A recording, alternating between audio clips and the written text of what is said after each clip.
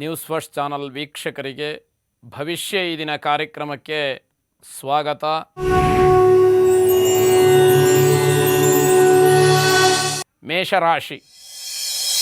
ಮೇಷರಾಶಿಯವರು ಈ ದಿವಸ ಆಹಾರ ಸೇವನೆಯ ಬಗ್ಗೆ ಹೆಚ್ಚು ಕಾಳಜಿಯನ್ನು ವಹಿಸಬೇಕಾಗತ್ತೆ. ಕಾರಣ ಏನು ಅಂತಂದರೆ, ರುಚಿಯಾಗಿರ್ತಕ್ಕಂತಹ ಆಹಾರವನ್ನು ಹೆಚ್ಚು ಸೇವನೆ ಮಾಡೋದಿರ್ಬೋದು, ಅಥವಾ ನಿಮ್ಮ ಶರೀರಕ್ಕೆ ಒಗ್ಗದೇ ಇರತಕ್ಕಂಥ ಆಹಾರವನ್ನು ಸೇವನೆ ಮಾಡಿ ಅಜೀರ್ಣ ಸಮಸ್ಯೆಗೋ ಅಥವಾ ಯಾವುದೋ ಶಾರೀರಿಕವಾದಂತಹ ಬಾಧೆಗೋ ನೀವು ಒಳಪಡಬೇಕಾದಂತಹದ್ದು. ಅದಕ್ಕೋಸ್ಕರವಾಗಿ ಆಹಾರ ಸೇವನೆಯ ಬಗ್ಗೆ ಹೆಚ್ಚು ಕಾಳಜಿ ಇರಲಿ. ಜೊತೆಗೆ ಮನೆಯವರ ಸಂದೇಶ, ಮನೆಯವರು ಆಡ್ತಕ್ಕಂತಹ ಮಾತುಗಳೇನಿದೆ ಅದು ನಿಮ್ಮ ಆತ್ಮವಿಶ್ವಾಸವನ್ನು ಹೆಚ್ಚು ಮಾಡುವಂತಹದ್ದು. ಮನುಷ್ಯನಿಗೆ ಬಹಳ ಮುಖ್ಯವಾಗಿ ಬೇಕಾಗಿರತಕ್ಕಂಥದ್ದು, ಮೊಟ್ಟ ಮೊದಲು ಬೇಕಾಗಿರತಕ್ಕಂತಹದ್ದು ಆತ್ಮವಿಶ್ವಾಸ. ಆತ್ಮವಿಶ್ವಾಸ ಹೊಂದಿದ್ದರೆ ಏನನ್ನು ಬೇಕಾದರೂ ಕೂಡ ಸಾಧನೆಯನ್ನು ಮಾಡಬಹುದು ಅನ್ನುವಂತಹ ಮಾತಿದೆ. ಹಾಗಾಗಿ ನಿಮ್ಮ ಆತ್ಮವಿಶ್ವಾಸ ಹೆಚ್ಚಾಗತಕ್ಕಂತಹ ದಿವಸ ಇದು ಅಂತ ಹೇಳಬೇಕು. ಪ್ರಗತಿದಾಯಕವಾದಂತಹ ದಿನ, ಎಲ್ಲ ರೀತಿಯಿಂದಲೂ ಕೂಡ ನಿಮಗೆ ಅಭಿವೃದ್ಧಿ, ಬೆಳವಣಿಗೆ ಅಂತಕ್ಕಂತಹದ್ದು ಶುಭವಾಗಿ ಪರಿಣಮಿಸ್ತಕ್ಕಂತಹ ದಿವಸ. ನಿಮ್ಮ ಪ್ರತಿಭೆ ಅಥವಾ ವಿದ್ಯೆ, ಬುದ್ಧಿ ಇವೆಲ್ಲವೂ ಕೂಡ ಸರಿಯಾದಂತಹ ರೀತಿಯಲ್ಲಿ ಉಪಕಾರವಾಗುವಂಥದ್ದು, ಉಪಯೋಗಕ್ಕೆ ಬರುವಂಥದ್ದಾಗಿರುತ್ತೆ. ಮನೆಯಿಂದ ಹೊರಗಡೆ ಹೋಗಬೇಕಾದ್ರೆ ನೀವೇನಾದರೂ ಕೋಪಿಸಿಕೊಂಡು ಹೋದರೆ ಅಲ್ಲಿ ಅನಾಹುತವಾಗುವಂಥದ್ದು. ಆದ್ದರಿಂದ ಶಾಂತ ಮನಸ್ಕರಾಗಿ ಮನೆಯಿಂದ ಹೊರಗೆ ಹೋಗಬೇಕು, ಯಾವುದಾದ್ರೂ ಕೆಲಸ ನಿಮಿತ್ತವಾಗಿ ಅಂತ ಹೇಳಿ ಇಲ್ಲಿ ಸೂಚಿಸಬೇಕಾಗತ್ತೆ. ಎಲ್ಲರ ಮೇಲೂ ಕೂಡ ನೀವು ಪ್ರೀತಿ ವಿಶ್ವಾಸವನ್ನು ಇಟ್ಟುಕೊಳ್ಬೇಕು. ಎಲ್ಲರ ಪ್ರೀತಿ ವಿಶ್ವಾಸವೂ ಕೂಡ ನಿಮಗೆ ಸಿಕ್ಕುವಂಥದ್ದಿರುತ್ತೆ. ಅದರ ದುರುಪಯೋಗವನ್ನು ಮಾಡಿಕೊಳ್ಬೇಡಿ. ಅಲ್ಲಿ ವೈಮನಸ್ಯ ಬರುವಂತಹ ರೀತಿಯಲ್ಲಿ ತಾವು ನಡ್ಕೊಳ್ಬಾರ್ದು ಅಂತ ಹೇಳಬೇಕಾಗತ್ತೆ. ಸಾಲಗಾರರಿಂದ ಅವಮಾನವಾಗುತ್ತೆ, ತುಂಬ ಬೇಸರವಾಗುತ್ತೆ. ಯಾವುದೋ ಕಾರಣಕ್ಕೆ ಬೇರೆಯವರ ಹತ್ರ ಸಾಲ ಪಡೆದಿರ್ತೀರಿ, ಇನ್ಯಾವುದೋ ಹಣ ಬರುತ್ತೆ ಅಂತ ಹೇಳಿ ಆ ಸಾಲವನ್ನು ತೀರಿಸಬಹುದು ಅನ್ನುವಂತಹ ಆಲೋಚನೆಯಲ್ಲಿರ್ತೀರಿ.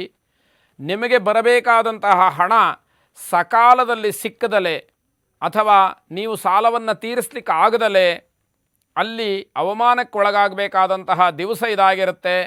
ಸ್ವಲ್ಪ ಚಿಂತನೆಯನ್ನು ನಡೆಸಿ ತೀರ್ಮಾನವನ್ನು ಮಾಡಿ.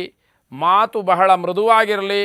ಅದರಿಂದ ಅವಮಾನವನ್ನು ತಪ್ಪಿಸಿಕೊಳ್ಳಲಿಕ್ಕೆ ಅವಕಾಶಗಳಿರುತ್ತೆ. ಚಿಂತಿಸಿ ತೀರ್ಮಾನವನ್ನು ಮಾಡಿ. ಋಣಮೋಚನ ಮಂಗಳ ಸ್ತೋತ್ರವನ್ನು ಪಠನೆ ಮಾಡಿ.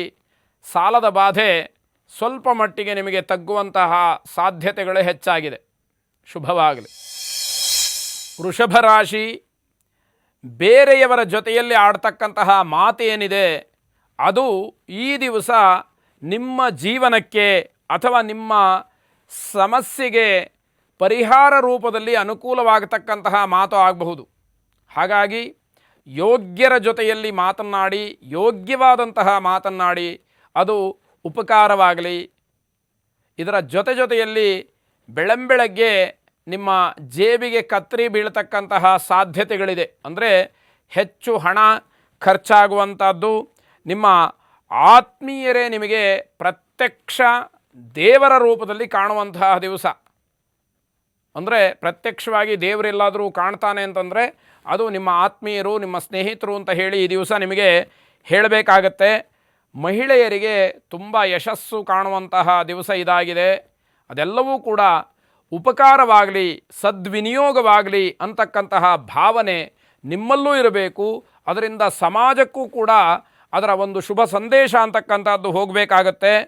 ಸಂಘ ಸಂಸ್ಥೆಗಳಲ್ಲಿ ಕೆಲಸ ಮಾಡ್ತಿರ್ತಕ್ಕಂಥವ್ರಿಗೆ ಸಂಪೂರ್ಣವಾದಂತಹ ಸಹಕಾರ ಈ ದಿವಸ ಸಿಕ್ಕುವಂಥದ್ದು.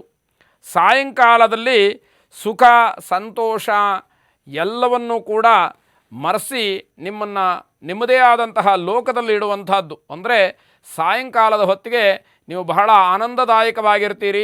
ಆ ಸಂತೋಷದಲ್ಲಿ ಬೇರೆ ಪ್ರಪಂಚದ ಯಾವುದೇ ಜ್ಞಾನ ಅಥವಾ ಆಲೋಚನೆ ಅನ್ನುವಂಥದ್ದು ಇರುವುದಿಲ್ಲ ಅಂತ ಹೇಳಬೇಕಾಗತ್ತೆ. ಪದ್ಮಾವತಿ ಸಮೇತ ವೆಂಕಟರಮಣನನ್ನು ಪ್ರಾರ್ಥನೆ ಮಾಡಿ. ಶುಭವಾಗಿ.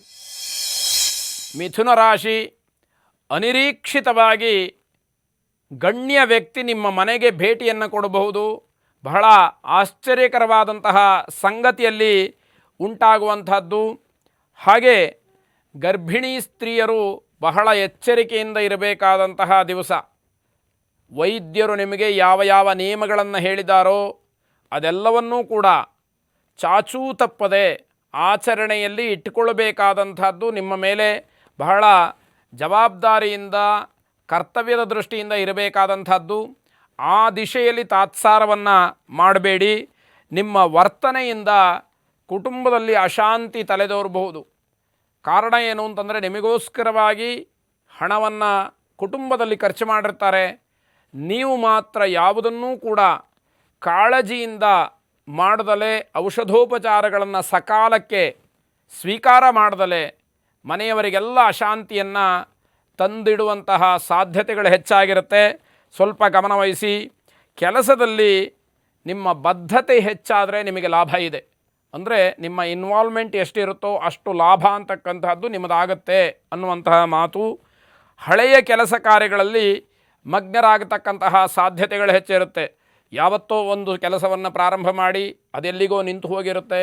ಅದನ್ನು ಮತ್ತೆ ಆರಂಭ ಮಾಡುವಂಥದ್ದು, ಅದರ ಬಗ್ಗೆ ವಿಚಾರವನ್ನು ಮಾಡುವಂಥದ್ದು ಈ ದಿವಸ ಮುನ್ನೆಲೆಗೆ ಬರುವಂತಹ ಸಾಧ್ಯತೆ ಹೆಚ್ಚಾಗಿರುತ್ತೆ.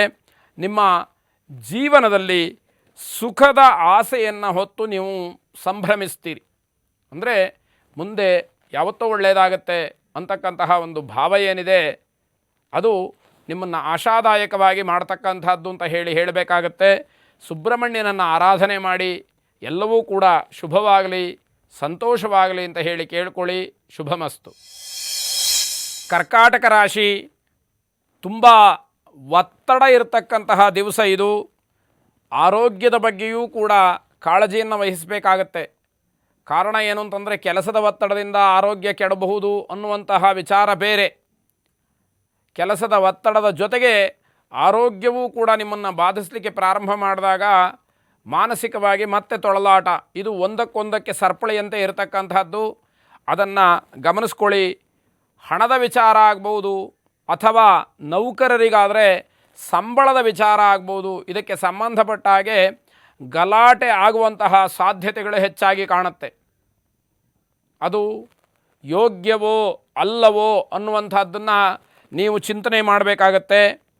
ಅನಗತ್ಯ ವಸ್ತುಗಳಿಗೆ ಹಣದ ಖರ್ಚು ಈ ದಿವಸ ಇರುತ್ತೆ. ಯಾವುದೋ ವಸ್ತು ನಿಮಗೆ ಅದು ಬೇಡವಾಗಿರುತ್ತೆ, ಆದರೂ ಕೂಡ ಅನಿವಾರ್ಯ ಅಂತ ಹೇಳಿ ಅನ್ನಿಸಿ ಆ ವಸ್ತುವಿನ ಖರೀದಿಯಲ್ಲಿ ತಾವು ಮುಂದಾಗ್ತೀರಿ. ಹಣದ ಖರ್ಚು ನಿಮ್ಮನ್ನು ಬಾಧಿಸುವಂಥದ್ದು. ಯಾವುದಾದ್ರೂ ಕೆಲಸಕ್ಕಾಗ್ಬೋದು ಅಥವಾ ಬೇರೆ ಯಾವುದೋ ಉದ್ದೇಶಕ್ಕಾಗ್ಬೋದು, ಹಣವನ್ನು ಮುಂಗಡವಾಗಿ ಕೊಟ್ಟಿದ್ದರೆ ಅದು ಈ ದಿವಸ ಹೋಯಿತು. ಅಂದರೆ ಅಡ್ವಾನ್ಸ್ ಏನಾದರೂ ಮಾಡಿದರೆ ಆ ದುಡ್ಡು ಹೋಯಿತು ಅಂತ ಹೇಳಿ ತಾವು ಇಟ್ಕೊಳ್ಬೇಕಾಗತ್ತೆ. ಅದು ವಾಪಸ್ಸು ನಿಮ್ಮ ಕೈ ಸೇರುವಂಥದ್ದು ದುರ್ಲಭವಾದಂತಹ ವಿಚಾರ. ಬಯಸಿದ್ದು ಸಿಕ್ಕದಲೇ ಮನಸ್ಸಿಗೆ ತುಂಬ ಕಿರಿಕಿರಿಯಾಗುತ್ತೆ. ನೀವೇನೋ ಅಂದುಕೊಂಡಿರ್ತೀರಿ, ಯಾವುದೋ ನಿರೀಕ್ಷೆಯಲ್ಲಿರ್ತೀರಿ, ಆದರೆ ಅದು ಯಾವುದೂ ಕೂಡ ನಿಮ್ಮ ಕೈ ಸೇರೋದಿಲ್ಲ. ಮನಸ್ಸಿಗೆ ಬಹಳ ಬೇಸರವಾಗುತ್ತೆ. ಮರದ ವ್ಯಾಪಾರಿಗಳಿರ್ಬೋದು ಅಥವಾ ಮರಗೆಲಸವನ್ನು ಮಾಡ್ತಕ್ಕಂಥವ್ರು ಇರ್ಬೋದು, ಇವರಿಗೆ ಶುಭ ದಿನ ಅಥವಾ ಲಾಭದಾಯಕವಾದಂತಹ ದಿವಸ ಅಂತ ಹೇಳಬೇಕಾಗತ್ತೆ. ಇವರೆಲ್ಲರೂ ಕೂಡ ಚಿನ್ನಮಸ್ತಾದೇವಿಯನ್ನು ಹಾಗೂ ವಿಶೇಷವಾಗಿ ಮರಗೆಲಸ ಮಾಡುವಂಥವರು ವಿಶ್ವಕರ್ಮ ಋಷಿಯನ್ನು ಪ್ರಾರ್ಥನೆ ಮಾಡಿದರೆ ಆ ಮುನಿಯ ಅನುಗ್ರಹದಿಂದ ಇನ್ನಷ್ಟು ಶುಭ ಸುಖ ಸಂತೋಷ ವಿಚಾರಗಳನ್ನು ತಮ್ಮದಾಗಿಸ್ಕೊಳ್ಬೋದು ಅಂತ ಹೇಳಿ ಈ ಮೂಲಕ ಹೇಳಬೇಕಾಗಿರುತ್ತೆ. ಆ ಪರಿಹಾರದ ಬಗ್ಗೆ ಚಿಂತನೆಯನ್ನು ಮಾಡಿ. ಶುಭವಾಗಲಿ.